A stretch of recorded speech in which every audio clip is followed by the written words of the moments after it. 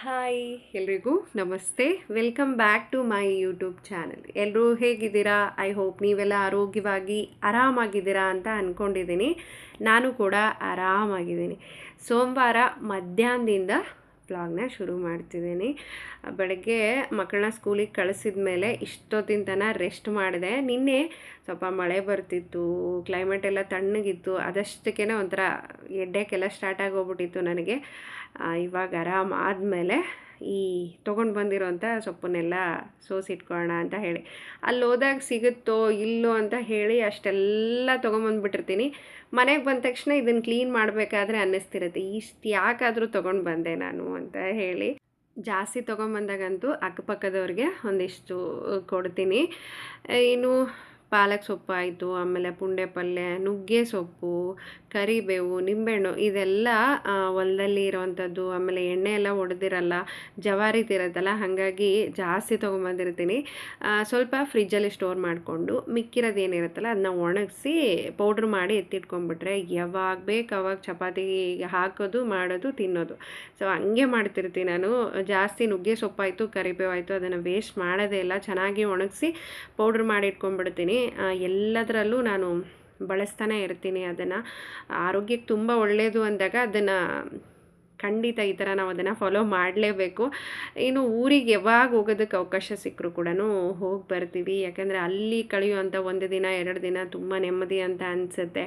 So ಖಂಡಿತ ಮಕ್ಕಳನ್ನ ಯಾವಾಗೇ time ಸಿಕ್ಕರೆ ಬೇರೆ ಯಾವ್ಯಾವ ಪ್ಲೇಸಿಗೆ ಕರ್ಕೊಂಡು ಹೋಗ್ತೀವೋ ಇಲ್ಲೋ ಗೊತ್ತಿಲ್ಲ, ನಮ್ಮ ಊರಿಗೆ ನಮ್ಮ ಹಳ್ಳಿಗೆ ಕರ್ಕೊಂಡು ಹೋಗೋದು ತುಂಬ ಮುಖ್ಯ ಆಗುತ್ತೆ. ಅದೆಲ್ಲ ಹಿರಿಯರ ಆಶೀರ್ವಾದ ಸಿಗುತ್ತೆ, ಸಂಬಂಧಗಳ ಬಗ್ಗೆ ಗೊತ್ತಾಗುತ್ತೆ. ಸೊ ಹಾಗಾಗಿ ಅವಾಗವಾಗ ನಾವು ಹೋಗ್ತಾನೆ ಇರ್ತೀವಿ, ಬರ್ತಾನೆ ಇರ್ತೀವಿ. ನೋಡಿ, ಇಷ್ಟೊಂದು ನಿಂಬೆಹಣ್ಣು ತೊಗೊಂಬಂದಿದ್ದೀನಿ, ತೋಟದಲ್ಲೇ ಬೆಳೆದಿರೋವಂಥದ್ದು. ಇನ್ನು ಈ ಸರಿ ಚಟ್ನಿ ಮಾಡೋಣ ಅಂತ ಅಂದ್ಕೊಂಡಿದ್ದೀನಿ. ಲಾಸ್ಟ್ ಟೈಮ್ ಒಂದು ಸರಿ ಮಾಡಿದ್ದೆ, ಅದು ಯಾಕೋ ನನಗೆ ಇಷ್ಟ ಆಗಿಲ್ಲ. ಈ ಸರಿ ಕೇಳಿ ಆದರೂ ಚೆನ್ನಾಗಿ ಚಟ್ನಿ ಮಾಡ್ಕೊಳ್ಳೋಣ ಅಂತ ಹೇಳಿ. ಇನ್ನು ಹೋಗೋ ಅವಸರದಲ್ಲಿ ಏನು ನಾನು ತೆಗೆದಿರಲಿಲ್ಲ. ಪೂಜೆ ಮಾಡಿದ ಮೇಲೆ ಆ ಟೇಬಲ್ ಕ್ಲಾತ್ ಎಲ್ಲ ಹಾಗೆ ಬಿಟ್ಟಿದ್ದೆ, ಅದ್ರ ಮೇಲೆ ಕುಂಕುಮ ಅರಿಶಿನ ಎಲ್ಲ ಚೆಲ್ಲಿದೆ. ಅದನ್ನು ಚೇಂಜ್ ಮಾಡೋಣ ಅಂತ ಹೇಳಿ ಒಂದು 15 ದಿನ ಎಷ್ಟು ಗಡಿಬಿಡಿ ಅಂದರೆ ಪ್ರತಿಯೊಂದು ನೆನ್ಪು ಮಾಡ್ಕೊಂಡು ಪೂಜೆಗೆ ಅದನ್ನು ತೊಗೊಂಡಿದ್ದೀವ, ಇದನ್ನು ತೊಗೊಂಡಿದ್ದೀವ, ಅದನ್ನು ತರಿಸ್ಕೊಂಡಿದ್ದೀವ ಅಂತ ನೋಡಿ ಫೈನಲಿ ಲಕ್ಷ್ಮೀ ಪೂಜೆ ಮುಗಿದ ಮೇಲೆ ಎಷ್ಟೊಂದು ನೆಮ್ಮದಿ ಅಂತ ಅನ್ನಿಸ್ತಿರತ್ತೆ. ಮುಂದಿನ ವರ್ಷದವರೆಗೂ ಎಲ್ಲರೂ ಆರೋಗ್ಯವಾಗಿಡಮ್ಮ, ತಣ್ಣಗಿಡಮ್ಮ ಅಂತಲೇ ಕೇಳ್ಕೊಂಡಿರ್ತೀವಿ. ನಿಜ, ಆ ಪೂಜೆ ಮಾಡೋವರೆಗೂ ಎಷ್ಟೊಂದೆಲ್ಲ ಗಡಿಬಿಡಿ, ಪೂಜೆ ಮುಗಿದ್ಮೇಲೆ ಎಷ್ಟೊಂದು ನೆಮ್ಮದಿ ಅಂತ ಅನ್ನಿಸ್ತಿರತ್ತೆ. ಇನ್ನು ಹಾಲನ್ನ ಸ್ವಲ್ಪ ಚೇಂಜ್ ಮಾಡಿದ್ದೀನಿ. ಫ್ರಿಡ್ಜ್ ಹತ್ರ ಇರೋವಂಥ ಗಿಡನ ಡೈನಿಂಗ್ ಟೇಬಲ್ ಹತ್ರ ಇಟ್ಟಿದ್ದೀನಿ. ಅಲ್ಲಿ ಸ್ವಲ್ಪ ಜಾಗ ಇದೆ, ಜಾಸ್ತಿ ಇಲ್ಲ. ಇನ್ನೊಂದು ಸ್ವಲ್ಪ ಜಾಗ ಇದ್ದಿದ್ರು ಕೂಡ ತುಂಬ ನೀಟಾಗಿ ಕಾಣಿಸ್ತಿತ್ತು. ಫ್ರಿಜ್ಜಲ್ಲಿ ಅಂದರೆ ಫ್ರಿಡ್ಜ್ ಪಕ್ಕದಲ್ಲಿ ಗಿಡ ಇಡೋದ್ರಿಂದ ಅದು ಹೋಗಬೇಕಾದ್ರೆ ಬರಬೇಕಾದ್ರೆ ಬಾಡಿಗೆ ಟಚ್ ಆಗ್ತಿದೆ. ಆಮೇಲೆ ಮಕ್ಕಳೆಲ್ಲ ಒಂದೊಂದು ಸರಿ ಮುಟ್ತಾರೆ. ಯಾವಾಗ ನಾವು ಮುಟ್ಟೋದಕ್ಕೆ ಸ್ಟಾರ್ಟ್ ಮಾಡ್ತೀವಿ, ಬಾಡಿ ಎಲ್ಲ ಟಚ್ ಆಗುತ್ತೋ ಆವಾಗ ಅದು ಗಿಡಗಳು ಸರಿಯಾಗಿ ಬರಲ್ಲ, ಒಣಗೋಗ್ತವೆ. ಹಾಗಾಗಿ ಅಲ್ಲಿ ಇಟ್ಟಿದ್ದೀನಿ. ಕಂಪ್ಲೀಟಾಗಿ ತೋರಿಸ್ತೀನಿ ಅದು ಹೆಂಗೆ ಕಾಣ್ತಿದೆ ಅಂತ ಹೇಳಿ. ಇನ್ನು ಕಾಯಿ ತೊಗೊಂಡು ಬಂದಿದ್ವಿ ಊರಿಂದ, ಅದೆಲ್ಲನೂ ಒಂದು 2-3 ತೆಕ್ಕೊಂಡು ಮಿಕ್ಕಿರೋದೆಲ್ಲ ಎತ್ತಿಟ್ಕೊಂಡ್ಬಿಡೋಣ ಅಂತ ಹೇಳಿ. ಇಲ್ಲಿ 40-50 ರೂಪಾಯಿ ಇದೆ ಅಂದ್ಕೊಂಡಿನಿ ಒಂದು ಕಾಯಿ. ಅಲ್ಲಿ ಬರೀ 25-30 ರೂಪಾಯಿ ಕೊಡ್ತಾರೆ ಹೊಲದಲ್ಲಿ ಇಳಿಸಿರುವಂಥ ಕಾಯಿನ. ಸೊ ಯಾವಾಗ ಹೋದಾಗೂ ಒಂದಿಷ್ಟು ಕಾಯಿ ತೊಗೊಂಬಂದುಬಿಡ್ತೀವಿ. ಶ್ರಾವಣದಲ್ಲಿ ಒಡೆಯೋದಕ್ಕೂ ಆಮೇಲೆ ನನಗೆ ಅಡುಗೆಗೆ ಚಟ್ನಿ ಮಾಡೋದಕ್ಕೆ ಅದಕ್ಕೆ ಅಂತ ಹೇಳಿ ನಾನು ಕೂಡ ಬಳಸ್ತಿರ್ತೀನಿ. ಅಂದರೆ ಕಂಪ್ಲೀಟಾಗಿ ಸುಲಿದಿರೋದಿಲ್ಲ ಕಾಯಿನ. ಕಂಪ್ಲೀಟಾಗಿ ಸುಲಿದ್ಬಿಟ್ರೆ ಜಾಸ್ತಿ ದಿನ ಇಡೋಕ್ಕೆ ಬರಲ್ಲ, ಅವು ತಮ್ಮಷ್ಟಕ್ಕೆ ತಾವೇ ಶೀಳ್ಬಿಡ್ತವೆ ಅಂತ ಹೇಳ್ತಾರೆ ಮಧ್ಯದಲ್ಲಿ. ಸೊ ಹಾಗಾಗಿ ಮೇಲೆ ಸಿಪ್ಪೆ ಇರೋವಂಥ ಅದನ್ನೇ ತೊಗೊಂಡು ಬಂದಿರೋದು. ಲೈಟಾಗಿ ಅಲ್ಲಿ ಬಿಡಿಸಿರ್ತಾರೆ ಅಷ್ಟೇ. ಬೆಳಗ್ಗೆ ಹಸ್ಬೆಂಡು ಫ್ರೆಶ್ ಅಪ್ ಆಗಿ ಎಲ್ಲನೂ ಹಾಗೆ ಬಿಟ್ಟೋಗಿದ್ದಾರೆ. ಅದೆಷ್ಟೊತ್ತಾಗಿದ್ದೇನೋ ಚಾರ್ಜ್ ಎಲ್ಲ ಗೊತ್ತಿಲ್ಲ. ಶೇವಿಂಗ್ ಮಾಡಿಕೊಂಡು ನೋಡಿ, ನಾನೊಬ್ಬಳು ಒಂದು ಸ್ವಲ್ಪ ಮಲ್ಕೊಂಡ್ರೆ ಎಲ್ಲನೂ ಅದು ಎಲ್ಲಿ ಬೇಕಲ್ಲೇ ಬಿದ್ದಿರುತ್ತೆ. ಆ ಮಲ್ಕೊಂಡಾಗ ಕೂಡ ನೆಮ್ಮದಿ ಅಂತ ಅನಿಸಲ್ಲ, ಯಾವಾಗಾದರೂ ಎದ್ದು ಕೆಲಸ ಮಾಡ್ತೇವೆ ಅಂತ ಅನ್ನಿಸ್ತಿರತ್ತೆ. ಇನ್ನು ಕೊಬ್ಬರಿ ನನಗೂ ಪೇಷನ್ಸ್ ಇರಲಿಲ್ಲ.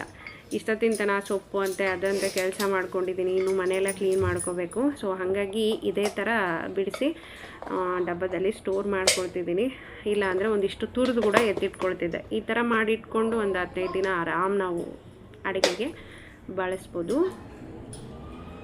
ವೈಭವ್ ಬಂದು ಫ್ರೆಶ್ ಅಪ್ ಆಗಿ ಸ್ನ್ಯಾಕ್ಸ್ ತಿನ್ನೋದಕ್ಕೆ ಕುಂತಿದ್ದಾನೆ. ನೋಡಿ, ಅವನ ಜಾಗ ಇದು.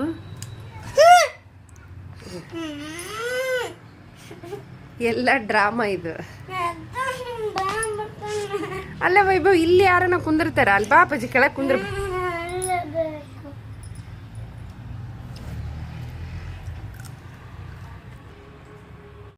ಮಂಗಳವಾರ ಬೆಳಗ್ಗೆ ಮಕ್ಕಳ ಟಿಫನ್ಗೆ ಹಾಗೆ ಲಂಚ್ ಬಾಕ್ಸಿಗೋಸ್ಕರ ಹೆಲ್ದಿ ಆ್ಯಂಡ್ ಟೇಸ್ಟಿ ಆಗಿರೋಂಥ ರಾಗಿ ರೊಟ್ಟಿ, ವೆಜಿಟೇಬಲ್ ರಾಗಿ ರೊಟ್ಟಿ. ಇದಕ್ಕೆ ಕ್ಯಾರೆಟು, ಕುಕ್ಕುಂಬರು, ಆಮೇಲೆ ಬೀಟ್ರೂಟ್ ಇದನ್ನು ತುರ್ಕೊಂಡಿದ್ದೀನಿ.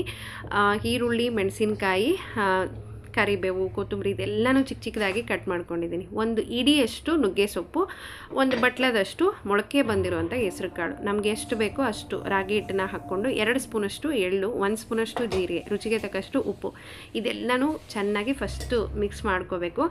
ಆಮೇಲೆ ಬಿಸಿ ನೀರು ಅಂದರೆ ಉಗುರು ಬೆಚ್ಚಗಿರುವಂಥ ನೀರಿಂದನೇ ಹಿಟ್ಟನ್ನು ಕಲಿಸ್ಕೋಬೇಕು.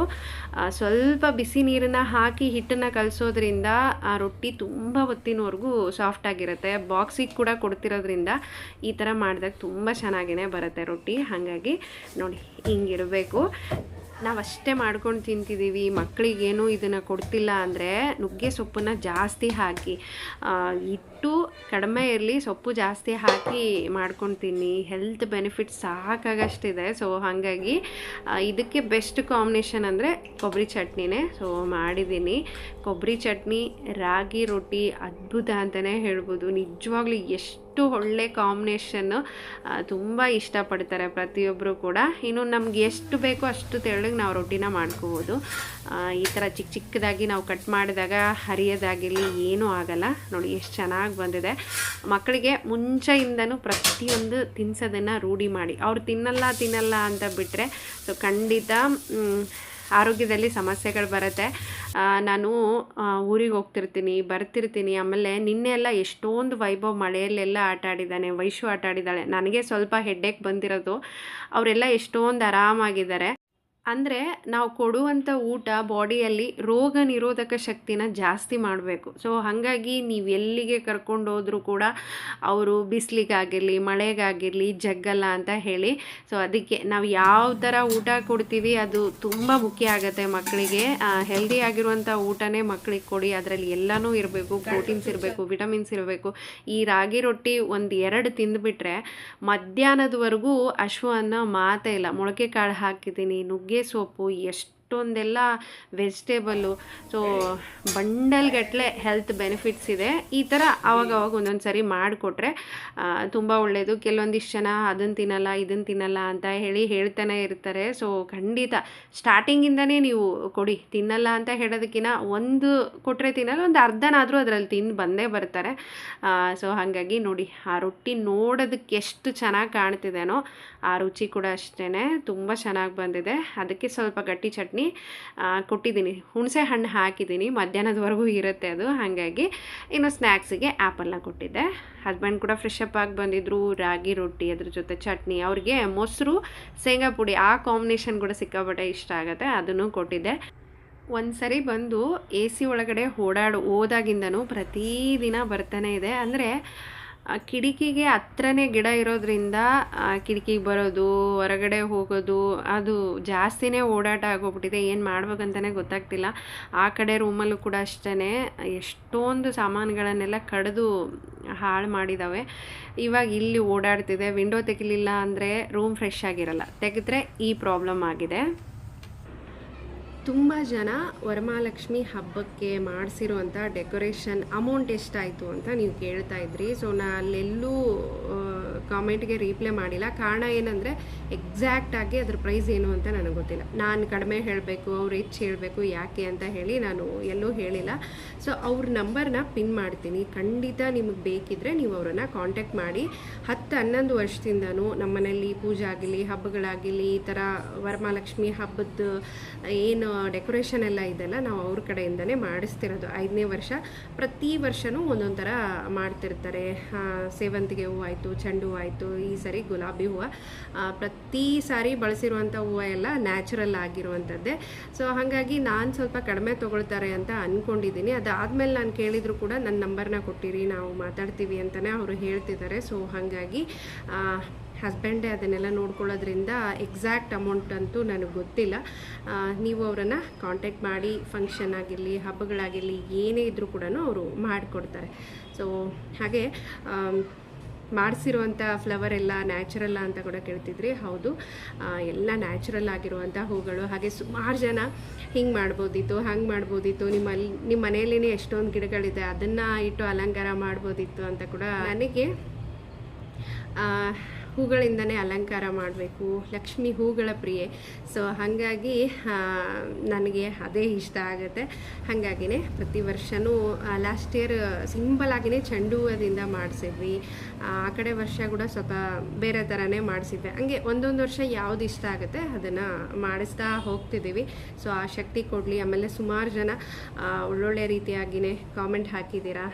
ಪ್ರತಿಯೊಬ್ಬರಿಗೂ ನಾನು ಥ್ಯಾಂಕ್ ಯು ಸೋ ಮಚ್ ಅಂತ ಹೇಳ್ತೀನಿ. ಕಲಿಕೆ ಅನ್ನೋದು ನಿರಂತರ. ನೀವೇನೇನು ಹೇಳಿದ್ದೀರಾ ಅದೆಲ್ಲನೂ ನಾನು ಮುಂದಿನ ಹಬ್ಬಗಳಲ್ಲಿ ಅದನ್ನು ಅಳವಡಿಸ್ಕೊಳ್ತೀನಿ. ಅಮ್ಮ ಇದ್ದಿದ್ದರೆ ಸಣ್ಣ ಪುಟ್ಟದ್ದೆಲ್ಲ ಹೇಳಿರೋರು. ಸೊ ನನಗೇನು ಗೊತ್ತಿದೆ, ಎಷ್ಟು ಗೊತ್ತಿದೆ ಅಷ್ಟರ ಮಟ್ಟಿಗೆ ನಾನು ಪೂಜೆನ ಮಾಡಿ ಮುಗಿಸಿದ್ದೀನಿ. ಸೊ ಮಿಂತ್ರದಿಂದ ಒಂದು 2-3 ಪ್ರಾಡಕ್ಟ್ನ ತರಿಸಿದ್ದೀನಿ. ತುಂಬ ಚೆನ್ನಾಗಿದೆ. ಸೊ ಬನ್ನಿ ತೋರಿಸ್ತೀನಿ.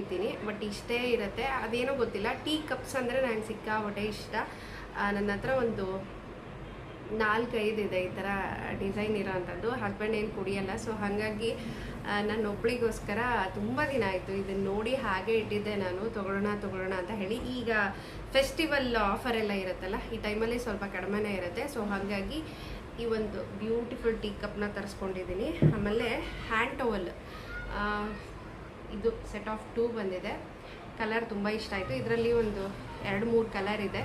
ಸೊ ಇದು ಒಂದಿತ್ತು, ಅದು ವೈಶು ಒಂದು ಸರಿ ಟ್ರಿಪ್ಪಿಗೆ ಹೋದಾಗ ಕಳ್ಕೊಂಬಂದ್ಬಿಟ್ಲ. ಅದಾದಮೇಲೆ 1-2 ಸರಿ ತೊಗೊಂಡು ಬಂದರೂ ಕೂಡ ಭಾಳ ಚಿಕ್ಕದಿದೆ. ಇಷ್ಟಿರಲೇಬೇಕು ನಾವು ಡೈನಿಂಗ್ ಟೇಬಲ್ಗೆ ಹಾಕ್ತೀವಿ ಅಂದರೆ. ಸೊ ಕಂಫರ್ಟಬಲ್ ಆಗಿರುತ್ತೆ. ಬಟ್ಟೆ ಕೂಡ ತುಂಬ ಚೆನ್ನಾಗಿದೆ. ಇದು ಸೆಟ್ ಆಫ್ 2 ತರಿಸ್ಕೊಂಡಿದ್ದೀನಿ. ಇದಂತೂ ಸಿಕ್ಕಾಪಟ್ಟೆ ಚೆನ್ನಾಗಿದೆ. ಆ್ಯಂಟಿಕ್ ಪೀಸ್ ಇದು. ಇದರಲ್ಲಿ ಪೂಜೆ ಸಾಮಗ್ರಿಗಳನ್ನ ಇಡ್ಬೋದು, ಇಲ್ಲ ಅಂದರೆ ಜ್ಯುವೆಲ್ರಿ ಏನಾದರೂ ಚಿಕ್ಕದಿತ್ತು ಅಂದರೆ ಅದು ಕೂಡ ಇಟ್ಕೋಬೋದು. ಒಂದೇ ಕಡೆ ಎಲ್ಲನೂ ನಮಗೆ ಆರಾಮಾಗಿ ಸಿಗುತ್ತೆ. ಇದರಲ್ಲಿ ಸೈಜ್ ಕೂಡ ಅವೈಲೇಬಲ್ ಇದೆ. ನಾನು ಸ್ವಲ್ಪ ದೊಡ್ಡದೇ ತರಿಸ್ಕೊಂಡಿದ್ದೀನಿ, ಏನಕ್ಕಾದರೂ ಇಡೋದಕ್ಕೆ ಬರುತ್ತೆ ಅಂತ ಹೇಳಿ. ಸೊ ಹಾಗಾಗಿ, ಯಾಕಂದರೆ ಕೆಲವೊಂದು ಸರಿ ಏನಾದರೂ ತೊಗೊಂಡಿದ್ರೆ ಅದನ್ನ ಅಲ್ಲೇ ಬಿಸಾಕಿಬಿಟ್ಟಿರ್ತೀವಿ, ನೀಟಾಗಿ ಇಡಲ್ಲ. ಈ ಥರ ಇದ್ದಾಗ ಅಷ್ಟೆಲ್ಲಾದರೂ ಹಾಕಿ ಹೋಗ್ಬೋದು ಅಂತ ಹೇಳಿ ಸೊ ಇದನ್ನು ತರಿಸ್ಕೊಂಡಿದ್ದೀನಿ. ಇದು ಕೂಡ ಅಷ್ಟೇ, ತುಂಬ ದಿನಗಳಿಂದ ಅಂದ್ಕೊಳ್ತಿದ್ದೆ ಇದನ್ನು ತೊಗೊಳ್ಳೋಣ ಅಂತ ಹೇಳಿ. ಅಷ್ಟೊಂದು ಕ್ಯೂಟಾಗಿದೆ, ನಂಗೆ ಭಾಳ ಇಷ್ಟ ಆಯಿತು. ಸೊ ಇದನ್ನು ಕಾಣಿಸ್ತಿದೆ ಇಲ್ಲ ಗೊತ್ತಿಲ್ಲ, ಆ್ಯಂಟಿಕ್ ಪೀಸ್. ತುಂಬ ಕ್ವಾಲಿಟಿ ವೈಸ್ ಅಂತೂ ತುಂಬ ಚೆನ್ನಾಗಿದೆ.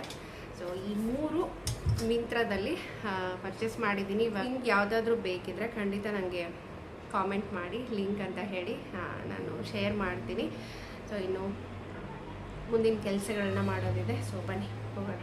ನೋಡಿ, ಟೇಬಲ್ ಅಂದರೆ ಆ ಕಡೆ ನಾನು ಗಿಡನ ಇಟ್ಟಿದ್ದೀನಿ. ಈ ಥರ ಕಾಣ್ತಿದೆ. ಸ್ವಲ್ಪ ಅಲ್ಲಿ ಜಾಗ ಕಡಿಮೆ ಆಗಿದೆನೋ ಅಂತ ಅನ್ನಿಸ್ತಿದೆ. ಗಿಡ ಮಾತ್ರ ಪರ್ಫೆಕ್ಟ್ ಆಗಿಯೇ ಕೂತಿದೆ. ಇನ್ನೊಂದು ಸ್ವಲ್ಪ ಚೇರ್ ಮುಂದಕ್ಕೆ ಬಂದಿದ್ರು ಕೂಡ ತುಂಬ ನೀಟಾಗಿ ಕಾಣಿಸ್ತಿತ್ತು ಅದು. ಯಾಕಂದರೆ ಅಲ್ಲಿ ಚೇರನ್ನು ಮುಂದಕ್ಕೆ ಇಟ್ಬಿಟ್ರೆ ಇಲ್ಲಿ ದಾರಿ ನಮಗೆ ಓಡಾಡೋದಕ್ಕೆ ಕಡಿಮೆ ಆಗುತ್ತೆ ಅಂತ ಆ ಥರ ಇಟ್ಟಿದ್ದೀನಿ. ಇನ್ನು ಇವತ್ತು ಬೆಳಗ್ಗೆ ನ್ಯೂಸ್ ಪೇಪರಲ್ಲಿ ಒಂದು ಬೆಲ್ಲ ಬೋಟಿಕ್ ಅಂತ ಒಂದು ಆ್ಯಡ್ ಬಂದಿತ್ತು. ಸೊ ಅವರಿಗೆ ಕಾಂಟ್ಯಾಕ್ಟ್ ಮಾಡಿದ್ದೆ. ಅವರು ಮುಂಚೆ ಒಂದು ನಾರ್ಮಲ್ ಆಗಿರುವಂಥ ಬ್ಲೌಸ್ನ ಹೊಲಿದು ಅದೆಲ್ಲ ನಮಗೆ ಫಿಟ್ಟಿಂಗು ಅದೆಲ್ಲ ಚೆನ್ನಾಗಿದೆ ಅಂದರೆ ನೀವು ಎಲ್ಲ ಬ್ಲೌಸ್ಗಳನ್ನು ಸ್ಟಿಚ್ ಮಾಡಿಕೊಡ್ತೀವಿ ಅಂತ ಹೇಳಿದರು. ಸಾಧ್ಯ ಆದರೆ ಹೋಗಿ ಅವರಿಗೆ ಮೆಜರ್ಮೆಂಟ್ ಎಲ್ಲ ಕೊಟ್ಟು ಬರೋಣ ಅಂತ ಅಂದ್ಕೊಂಡಿದ್ದೀನಿ. ಒಂದು 2-3 ಸೀರೆ ಹಾಗೆ ಇದೆ. ನೆಕ್ಸ್ಟ್ ವೈಶು ಬರ್ಡೇ ಅನ್ನೋಷ್ಟೊತ್ತಿಗೆ ಆದರೂ ಒಂದು ಯಾವುದಾದ್ರೂ ಹೊಲ್ಸೋಣ ಅಂತ ಅಂದ್ಕೊಂಡಿದ್ದೀನಿ. ಸೊ ಹಾಗಾಗಿ ಮಧ್ಯಾಹ್ನ ಟೈಮಲ್ಲಿ ಹಸ್ಬೆಂಡ್ ಏನಾದರೂ ಫ್ರೀ ಇದ್ದರೆ ಅಥವಾ ಸಾಯಂಕಾಲ ಟೈಮಲ್ಲಿ ಫ್ರೀ ಇದ್ದರೂ ಕೂಡ ಕರ್ಕೊಂಡು ಹೋಗ್ತಾರೇನೋ ಅಂತ ಮುಂಚಿತವಾಗಿಯೇ ರೆಡಿ ಮಾಡಿ ಇಟ್ಕೊಳ್ತಿದ್ದೀನಿ. ಆಮೇಲೆ ಯೆಲ್ಲೋ ಕಲರ್ ಒಂದು ಸ್ಯಾರಿ ಇತ್ತು ಲಾಸ್ಟ್ ಟೈಮು, ದಾವಣಗೆರೆ ಹೋದಾಗ ತೊಗೊಂಡು ಬಂದಿದ್ರು ಇದು. ಇದಕ್ಕೆ ಈ ಥರ ಬ್ಲೌಸ್ ತೊಗೊಂಡಿದ್ದೀನಿ. ನನಗೆ ಅಲ್ಲಿ ನಾನು ಕೇಳಿರೋವಂಥ ಕಲರ್ ಸಿಗಲೇ ಇಲ್ಲ.